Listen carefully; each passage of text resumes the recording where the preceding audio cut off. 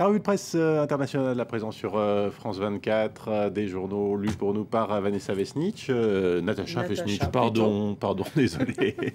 Et on commence cette revue de presse internationale par cette histoire dont on parle beaucoup aux États-Unis, le coming out d'un joueur de la NBA. Oui, il s'appelle Jason Collins, il vient de faire son coming out dans le magazine américain sans doute le plus lu aux États-Unis, Sport Illustrated. L'athlète gay titre le magazine américain en une. Et il faut savoir, Vincent, que l'homosexualité est très taboue aux États-Unis dans le domaine du sport, qui plus est dans les sports rois, ce qu'on appelle comme ça le basketball, le hockey, le baseball et le football américain. Donc ce coming out signifie beaucoup. C'est d'ailleurs la première fois qu'un athlète de haut niveau en activité dans un sport d'équipe majeur aux États-Unis déclare qu'il est gay. D'autres l'ont fait, mais il partait à la retraite et disait j'arrête et d'ailleurs je suis gay. Là, Jason Collins dit je suis un pivot de NBA de 34 ans, je suis noir et je suis gay. C'est l'une des citations reprises dans Sport Illustrated et dans beaucoup d'autres journaux américains d'ailleurs, comme le New York Times.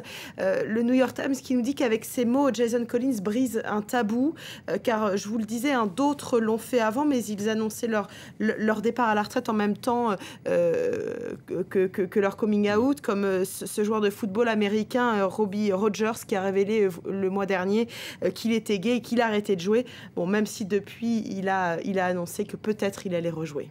Donc vraiment, effectivement, l'homosexualité, sujet tabou dans le sport. Et le site Slate, justement, s'intéresse aux arguments de ceux qui s'opposent à l'homosexualité parmi les sportifs homosexuels. Oui, et notamment l'argument, ils vont diviser l'équipe.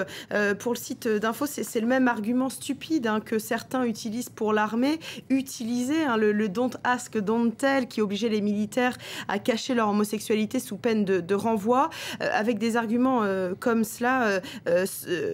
Selon eux, en fait, ça allait affaiblir la cohésion de groupe et certains auraient peur d'aller prendre une douche, etc. Pour Slate, c'est bien sûr grossier. Et si l'armée a abrogé cette loi Don't Ask, Don't Tell, le monde sportif doit lui aussi le faire pour que ce ne soit plus un tabou. On s'intéresse maintenant à l'actualité qui fait la une aux Pays-Bas. Aujourd'hui, le pays va avoir un nouveau roi. Oui, la reine Béatrix abdique. C'est donc son fils aîné, Willem-Alexander, qui devient donc le nouveau souverain. Et il est en une du quotidien néerlandais, évidemment, de Télégraphe, avec sa mère et son épouse. On le découvre actuellement à l'écran. Ce titre, loyal à la patrie, le quotidien qui nous dit qu'il ne devrait pas y avoir de grands bouleversements dans la famille royale. Le Wall Street Journal, lui, s'intéresse à cette occasion à l'argent que les monarchies européennes reçoivent chaque année de l'État.